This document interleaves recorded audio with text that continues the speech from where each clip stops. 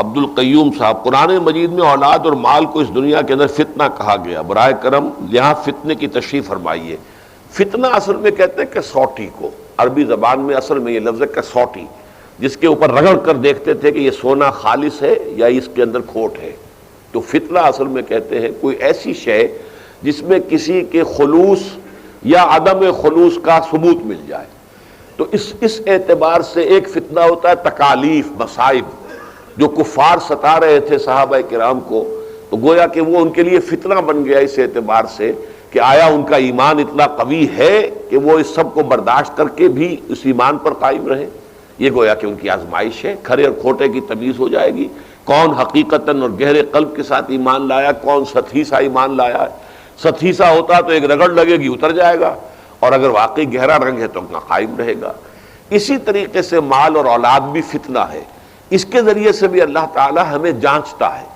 مال ہمیں مل گیا ہے تو ہم اللہ سے غنی اپنے آپ کو سمجھ بیٹھے اور مال کی محبت میں گرفتار ہو جائیں اور اسی کے اندر بڑھوتری کے اندر لگے رہیں اور باقی ساری چیزیں جو ہیں ذہن سے ہمارے نکل جائیں، تو یہ فتنہ ہو گیا، بہت بڑا فتنہ ہو گیا، ہم ناکام ہو گئے۔ الا فی الفتنۃ سقطوا۔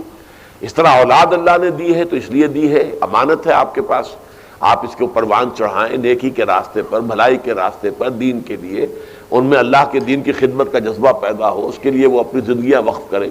تو آپ کامیاب ہو گئے۔ اگر آپ نے الٹی سوچی ہے، صرف ان کی دنیاوی چیزوں کے بارے میں غور کیا، دین کے بارے میں نہیں، تو آپ ناکام ہو گئے۔ تو گویا کہ مال اور اولاد بھی اس اعتبار سے کسوٹی بن جاتے ہیں انسان کے ایمان کے لیے۔ خواتین کی طرف سے سوال آیا ہے، عورت اگر چپکنے والی چیز ہے تو نبی اکرم نے نیک بیوی کو دنیا کی بہترین متاع کیوں کہا ہے؟ اصل میں چپکنے والی شے نہیں ہے، چپکانے والی شے ہے۔ گوند وہ ہوتا ہے جو چپکا دیتا ہے کسی شے کو۔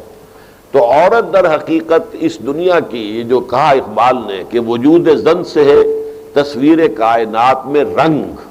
تو واقعہ یہ ہے کہ جو یہاں کی چہل پہل، رونق، یہ ساری جو ہے یہی مرد اور عورت کا جو باہمی ایک کشش کا معاملہ اللہ نے رکھا ہوا ہے، اور مرد اس معاملے میں فعال ہے۔ تو اس حوالے سے یہ ہے کہ وہ فتنہ ہے اور یقیناً اور ایک متاع ہے، برتنے کی چیز ہے۔ تو اسی لیے فرمایا خیر و متاع الدنیا،